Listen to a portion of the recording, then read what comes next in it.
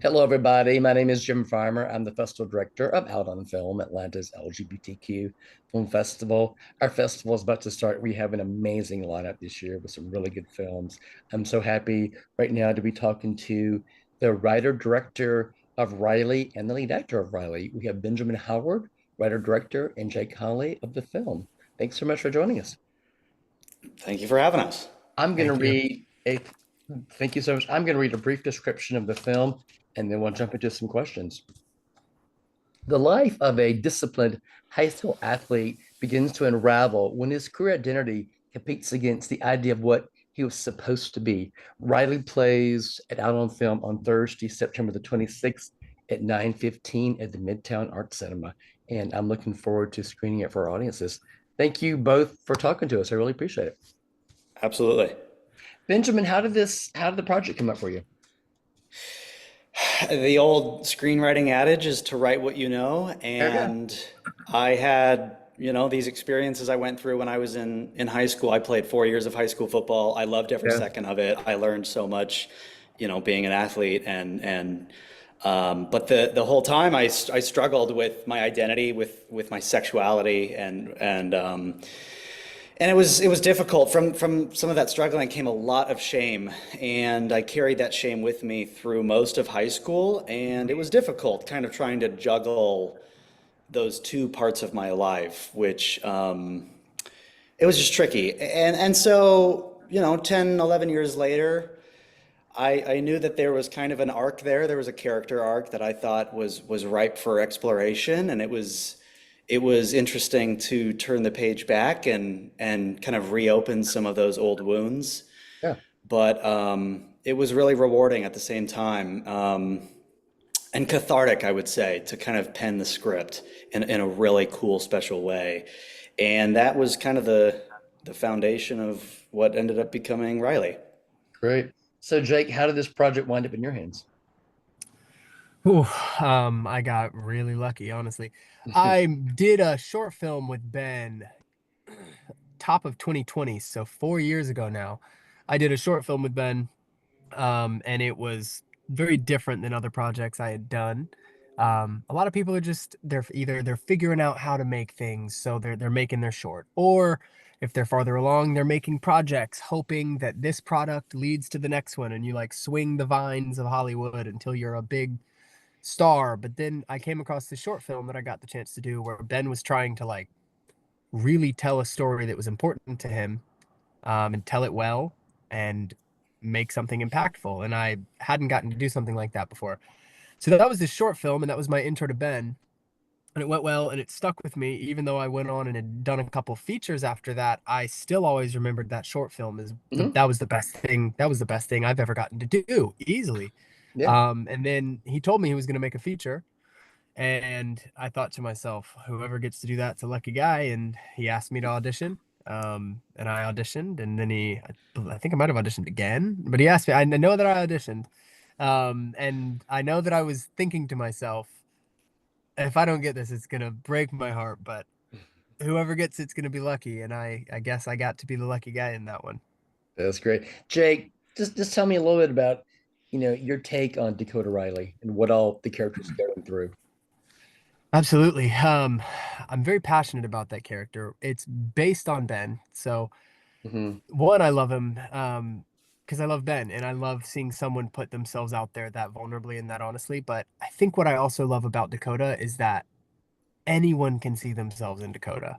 Um, what I mean by that, Dakota represents to me, at least the main conflict there is what it's like to be very rigorous and hard on yourself. Um, and we've been at festivals, I forget if it was Florida or maybe it was Bend, Oregon, where like a mid 70s older woman came up in tears over what Dakota's journey did to her. And I don't find that many characters where everyone can relate to that, but I think we all as humans can relate to we're very nice to other people, but we aren't very kind to ourselves. And this is a movie for the most part about him being cutthroat with himself. And it can end up creating a ripple effect for teammates and his quote unquote girlfriend and everybody. Um, And so yeah, I think that's my biggest impact or takeaway from getting to spend some time with that character. Benjamin, can you sort of talk about the segue into directing a feature? Yeah, it was incredible. I'm so sorry. My air conditioning just turned on right next to me. I was Are you wondering. hearing that? It's fine. It's all good. Okay. Making a feature, oh, is a dream come true. I've never had more fun on set than I did directing Riley. And in so many ways, it was just really, I felt really blessed. So blessed with the team that we had, with our stellar producers. You know, locations drop through, and they are literally behind the scenes piecing, replacement locations together while I'm, living it up on set, talking to Jake, talking to Colin. Uh, you know, Fires were being put out. My cinematographer has just been incredible through thick and thin, getting this thing done. And I've just felt so blessed to have, a really wonderful team behind the movie. It was difficult at times, but I look back and only have good feelings about what we were able to do. I had done a few shorts prior to this, and I felt like we were ready to do a feature, and I'm so glad that the team was championing me and believing in me and kind of getting behind me to get this thing done. So it's just awesome. It was really just awesome. That's great. Jay, can you talk a little bit about um your character and all those around him, his family, his friends. Can you sort of talk about all the people around him and how that is affecting him and sort of, you know, and just talk about the people around you. Absolutely. Um, Actually, about the people around him, I think one of my favorite things about this script versus other scripts of this nature, like a coming out story and coming of age story, set in high school, set in all the things. A lot of times in those movies, and it's also this is how it goes in real life. Sometimes the parents, it's very clear in the movies that the parents don't approve, or that it would ruin his life if this were to happen. And the script Ben wrote, there are times where I even wondered when I read the script, like, I don't know if there's a chance his girlfriend would, there's a chance no one would, his life wouldn't fall apart. There's even a moment in the script where Liam, Connor Story's character, Liam, even says, what would happen? Tell me, like, what? Okay, what would happen? Um, and so in a way, like the characters Ben wrote around Dakota, it's not overtly stated, oh, yep, you'd be out the house. Mom and dad would kick you out. Everyone would hate you. The football players would that you'd be done. Like in a way, part of the depth of the story is that it's Dakota who is really struggling to stomach that his life might change or that Mhm. things might change. And um, I also the characters around him. One of the other things I love that Ben wrote is that the characters also, at least in my opinion, feel really full in their own right. I'll be the first to say, there is a lot of Dakota and there's a lot of me in this movie, but Riley Scott, who plays Skylar, has a Mhm. really lived in full character. I felt like she was unbelievably specific, not only on the page, but in the performance. And it was, and Colin, who is one of my dear friends, but who plays Jaden, unbelievably specific high school athlete, talks like all of it was specific, real, living, walking characters around Dakota. And so he kind of goes on this really important journey of self discovery surrounded by all of these characters who, again, never fully state that his life's going to fall apart. A lot of it's for him to kind of go through on his own. Yeah. Benjamin, can you sort of talk about the athletic world and, you know, in spite of all the advances we've made in terms of, LGBTQ representation, the athletic world is still one where there aren't that many people who feel comfortable coming out. Can you sort of talk about that environment? Yeah, totally. I mean, I've said with Riley, I kind of made the movie that I would have wanted or needed to see 10 years ago when Yeah. I was struggling with my sexuality as an athlete. If I had seen this film, it would have shown me that I'm not alone, that Hmm. I can live authentically. I can live whatever version of myself feels true. Hmm. And so that's what, that's one of the things we kind of tried to do with this film. Um, and it is interesting. We to my knowledge don't currently have any out NFL players. There was one recently who retired, who made history. Michael Sam was drafted, made history about a decade ago. But currently, there's no active NFL players that are out. But Hmm. statistically, you have to imagine they exist and they're on some teams, um, but they're just kind of they're not public about it. And it's not my job or anyone's job really to say you got to come out, you got to live authentically. Hmm. But I knew by myself coming out that it was, or by myself coming out and by making a movie kind of about my process coming to terms with myself, that would hopefully share a message of like you're allowed to be whatever you are. Yeah. And so that's kind of what we tried to do. Um, Obviously, I've seen the film. I've seen the film on my TV screens. I've not seen the film on the big screen, so I'm really looking forward to seeing this with an audience. But what this is for both of you. What's the experience been like seeing this on a big screen with an audience and talking to people? And you sort of reference it. What's it been like talking to people after this, after they watch the film? I mean, Jake mentioned, yeah, this one particular viewer who came up after one of our screenings, like tears in her eyes, Mhm. this, adorable grandma type. And that was one of our earlier screenings. And it was really like, that will be a core memory of mine Yeah. until the day I die. Like, it was incredible seeing, you know, her specifically kind of react to the story, to the character. And there have been examples of that through the festival run that it's just shown me and Jake and I think, our team, how I don't know, how people can resonate with the character in really special ways.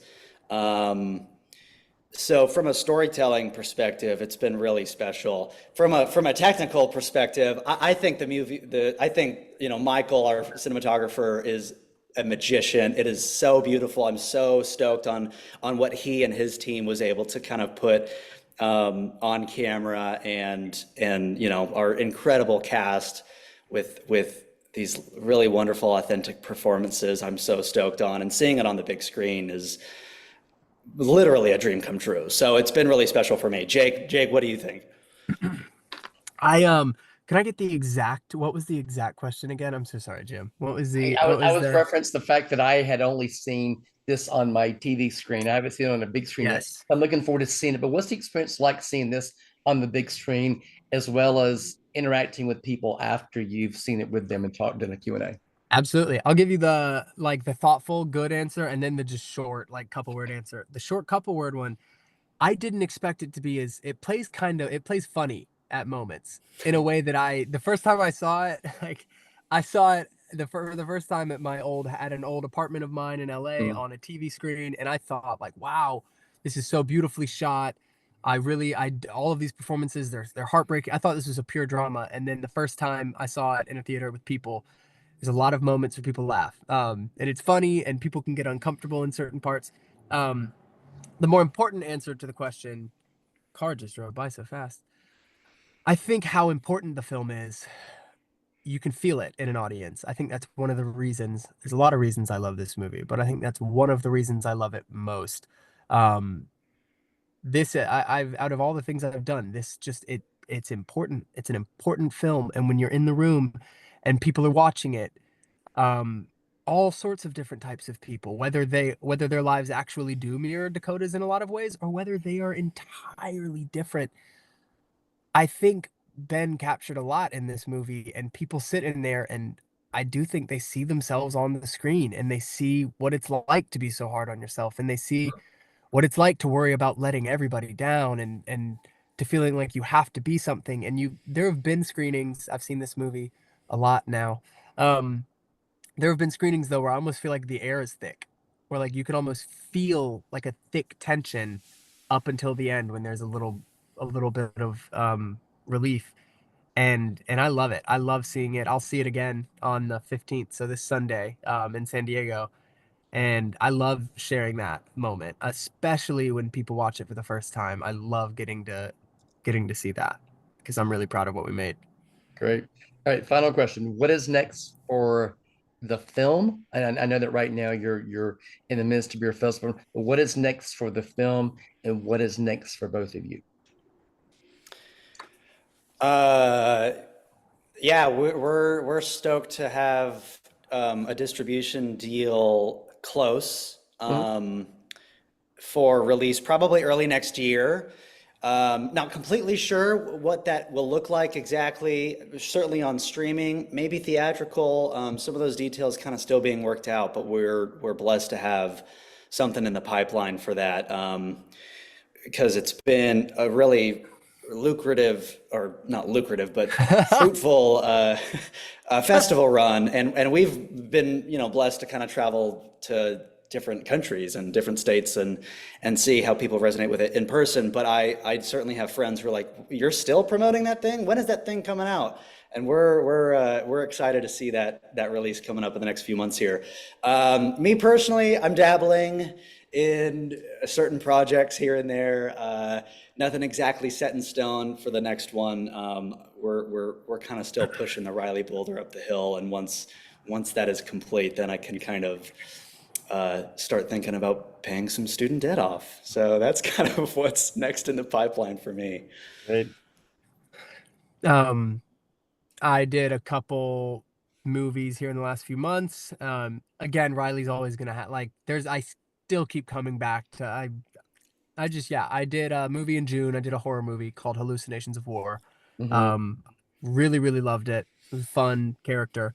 I think that will maybe be out on Tubi. I don't know. There's a chance that comes out before Riley, which is crazy. Um, and then I actually just got to play a really cool role in a movie called Our Family Pride. It is about a family where the father comes out as gay in his early 60s or late 50s. I actually don't know how old the character is. But that was a really cool movie, huge cast. I am so not the lead in that because I'm not clearly I don't look I'm not the father. But I got the chance to be a part of that movie, and it was really cool. Also, it was another person's true story. A guy named Glenn Evelyn wrote it and produced it and plays the lead in it. And so it's cool to get to be a part of cool stories in any capacity. But Riley's always gonna be one of the most important projects I've ever gotten to do. Nice. Congratulations to both of you. Okay, Riley plays at Out on Film on Thursday, September the 26th at 9:15. We're very, very excited about it. Thank you very much to writer-director Benjamin Howard, and thank you very much to the star of the film, Jake Holley. It's been a pleasure talking to you. Thank you. Thank you. Thanks so much.